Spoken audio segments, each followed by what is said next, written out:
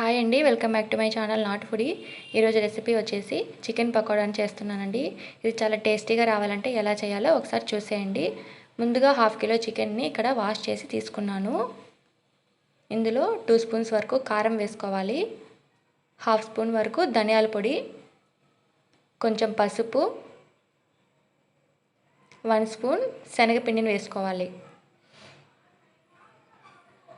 అలానే 1/2 స్పూన్ వరకు బియ్యం పిండి,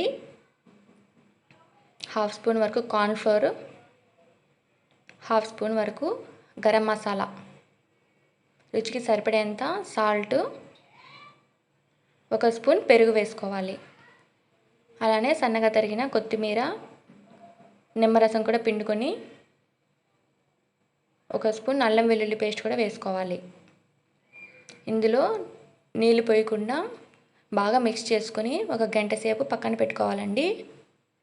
తర్వాత స్టవ్ పైన ప్యాన్ పెట్టుకొని ఆయిల్ని బాగా హీట్ చేసి ఈ చికెన్ పీసెస్ అన్నిటిని వేసుకొని ఇది కాస్త ఫ్రై అయిన తర్వాత తిప్పుకుంటూ ఇంకొకసారి కూడా ఫ్రై చేసుకోవాలి. చూడండి, ఈ కలర్ వచ్చేంత వరకు ఫ్రై చేసుకొని తీసేసుకోవాలండి. అంతే అండి, చికెన్ పకోడా రెడీ అయిపోయింది. మరెన్నో మంచి మంచి వీడియోస్ కోసం మా ఛానల్ని సబ్స్క్రైబ్ చేసుకోండి. అలానే వీడియో నచ్చినట్లయితే లైక్ చేయండి, షేర్ చేయండి.